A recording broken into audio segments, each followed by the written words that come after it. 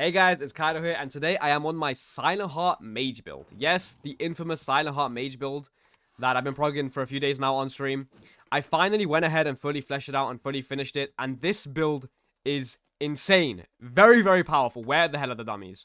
Bro, why are the dummies always bugged, bro? They're bugged in PS and they're bugged in public lobbies. This is so stupid, bro. Okay, we actually got dummies this time. Holy shit. Devs, please, someone, if you're watching this, please fix the dummies in private servers. It's really annoying. Anyways, okay. What was I saying? SilentHeart. SilentHeart is really, really brain dead. Now, before I get into this build and specifically and like cover what's specifically dumb about this build, I want to cover the changes that happened last week in the last week's patch for SilentHeart. And a lot of people were saying that, you know, there was a few buffs, there was a few nerfs, and people were saying that generally SilentHeart is a little weaker now. I was people. Back when the update first came out, I was saying the fact that they added resource management to SilentHeart is a big nerf for SilentHeart. And I'm here to clear that up now. No. SilentHeart got straight buff that update. I don't care what anybody says. That was straight buffs for SilentHeart. The only nerfs were probably making some of the cooldowns a little bit longer.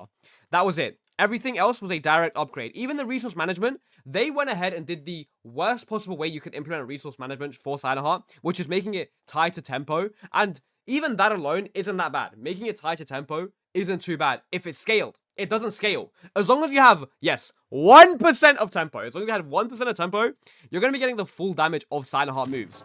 And I don't have to explain why that's dumb. That is just really, really dumb. So as long as you're not being an absolute monkey and, you know, you're landing your moves and you're landing like a few M1s here and there, which you don't even need to, your moves give you tempo, you're going to be getting the full benefit of your, you know, your SilentHeart moves.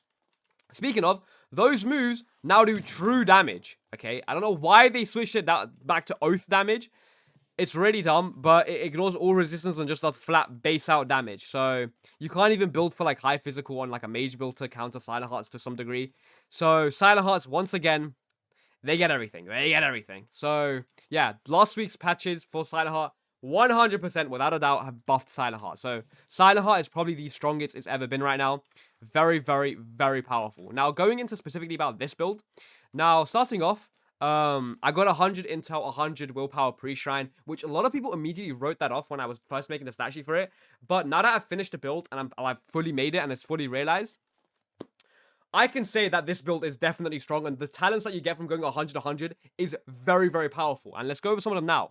So as you can see down here, we have critical engine. Now, one thing is that's really annoying about critical engine is that you have to take your bloodless gem or whatever gem you're running. You could also run an Aegis gem. I might switch an Aegis gem, in fact. But you have to put it on, and it doesn't take the bloodless gem. So you can lose the bloodless gem, and then every time you leave the lobby, it resets. So until they fix that bug, I just, you know, hop back into my bank, drag the bloodless gem in here. Okay, hold on. Let me take something else out. Drag the bloodless gem in here. And then now we have bloodless gem. Yes, bloodless gem on our crit. So if we land our crit there, use a move, we land the mark, we run back, and we get a little heal. Very, very OP. Very, very, very OP. On top of that, you can like stack that with NLK as well. I've got NLK in my hotbar. And this also works with NLK. So every time you use your crit, you're just getting some heals. Okay, holy lag. God damn. But yeah, you get the point. You get the point. You're getting heals from your crit. You can also use like Aegis gem on that as well and get a free 20% resistance on your crit as well, which is also very, very powerful. Which would also be useful to this build in specific, since our defenses are a bit on the lower side because we only have 50 fortitude, which even then it's like it shouldn't be that big of a deal because above 50 fortitude is pretty much useless nowadays. I know you can still make a few builds with it and they'd be viable, but I just don't recommend it. Anyways, so obviously having gems on SilentHeart is very, very powerful. I don't know why it's a thing, but we do have it now. I just really hope they fix that bug with critical engine. But moving on. Now, like I said, we also did get 100 intel pre-shrine, meaning that we have 75 intel once we shrine it down. Meaning we have high enough intel to pick up all the good potion cards, like Apothecary, one here, which makes us make better potions when we make them. Chemist Bag, which makes it so we don't drop potions when we die. And, you know, all the good potion talents. And as you can see down here, we have potions in our inventory. Very, very, very dumb. We have high enough intel to use potions on a SilentHeart build. Motherfucker, we have a SilentHeart Soul Chemist nowadays, okay? I don't know what deepwoken ganks have come down to. We truly have everything on it. Like, when I say SilentHeart gets everything, I mean it. I truly mean it. So, the way we pop potions on this build is, obviously, you'd assume that we would use potion parry up, because we do have a parry up down here as well.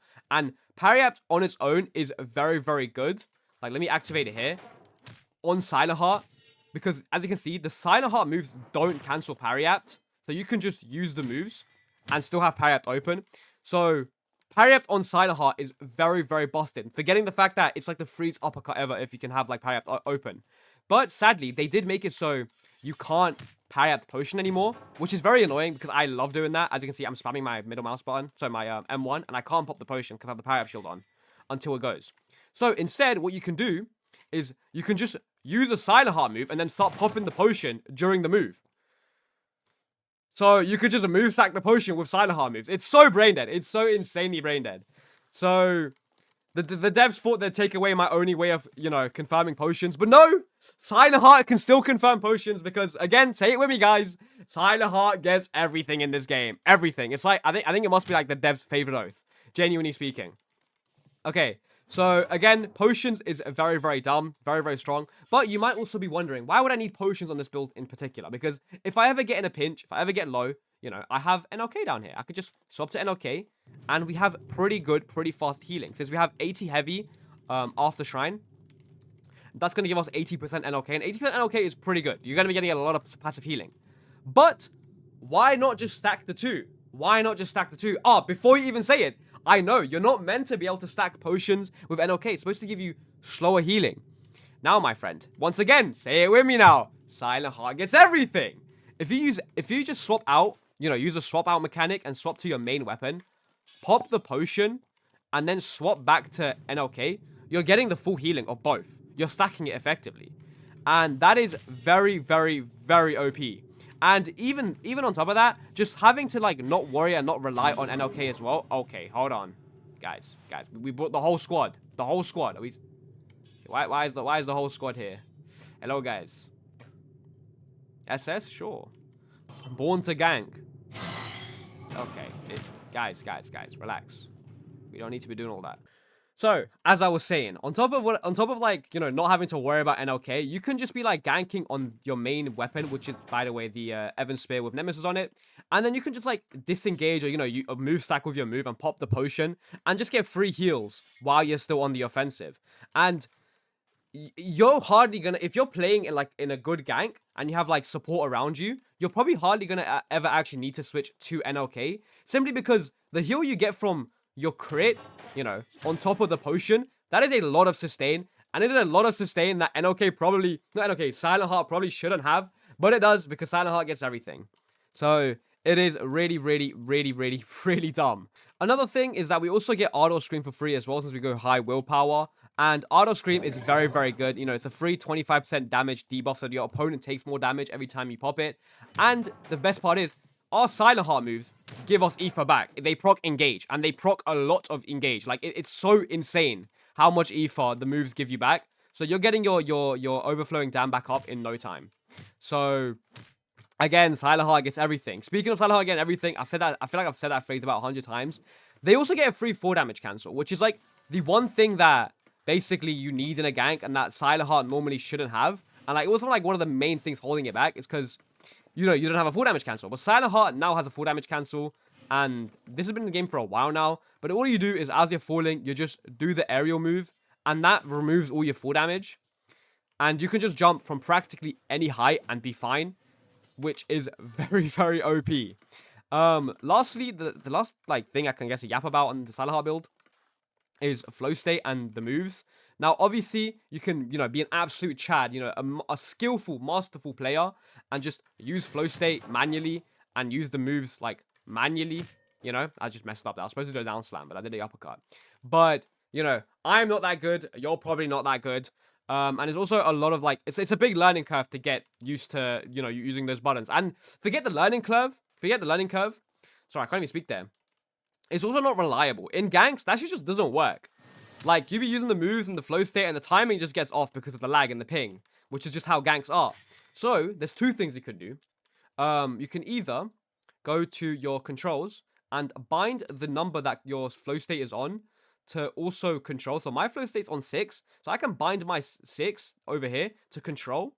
And then every time I use, like, ankle cutter, see, I press control there to uncrouch, it uses flow state. And once it's off CD, I'll show you why this is really, really dumb. Okay, so like every time you just like, you're playing the game, every time you use ankle cutter, every time you go for it, like just by using the move, like control and M1 to do ankle cutter, it's going to also pop flow state. Same with the down slam move. Now, the annoying thing is that it won't pop it for, you know, the aerial move. Actually, it could if you just do that. Okay, no, it doesn't. Obviously, it's annoying because it doesn't pop for like the aerial move, like this one. And it also won't pop it for the other one as well, the down slam, this one. So you have to like manually press it because those you don't press control at all. Now, the other option, oh, another thing about that, by the way, is every time you crouch, you're going to be putting your flow state on CD. Very, very annoying, but you can do it if you really want to. I'd prefer not to. Honestly, the other option that I'm probably myself going to hop on soon is using a macro. Shout out to Worm Cave. He's got a pretty good macro for Silentheart. So, guys, go check out his video. It will be linked down in the description below. You can go use that, and that basically turns the moves into keybinds, and that way it just becomes way more like intuitive and fluid to use, akin more to like mantras. It's like you have 4 mantras on your Silentheart build instead of having like, you know, 9 or 10 on a normal build. And honestly, in my opinion, devs should just make the moves, make them like a mantra in your hotbar. It would make everything so much easier, so much better, in my opinion. Or make them bindable in here. Make them bindable. That'd be very, very nice. But either way, I digress. And then my last 2 things about this build that are really, really stupid is just, you know, free damage multipliers. Well, I guess 3 things. You get, obviously, overflowing dam, which is completely free, which a lot of Silentheart builds don't actually pick up nowadays. But by going, you know, 100, you just get it for free. On top of that, you also get the 100 talent, which is an addition onto all the dead gods, which is just better Saint J. All above gods below is a Saint J. It's exactly what Saint J is, but 100% of the healing goes to you instead of like, I think like 60% of Saint J, something like that. It's really, really dumb. It's very, very strong, especially with the cards. I forgot the name of it, but the one that makes it so the more moves you land, so the more like M1s you land, the longer the cooldown of the thing is. The all above gods below. And when you, which is insane for M1s alone, but when you realize that you also proc all the dead gods on your moves as well, basically everything you do gives anti-heal, which is really, really, really strong. Really, really strong. And lastly, after that would be the free damage multiplier. As you can see back on our head, we got the halo. This also gives us lose your mind for free, and because we get, you know, 100 willpower per each shrine, we can also pick up Heretic Sutra, which is in our hotbar down here. And we just pop Heretics for a free, you know, 15% damage multiplier. And we also get Piercing Will as well, which is, you know, free pen as well. Point is, our damage is through the roof, especially with 6 proficiency. With all the damage multipliers and anti-heal as well on top of that. Oh my god, Silentheart. Truly everything. You don't miss out on anything by going Silentheart, bro. In fact, you probably gain more. You probably gain more.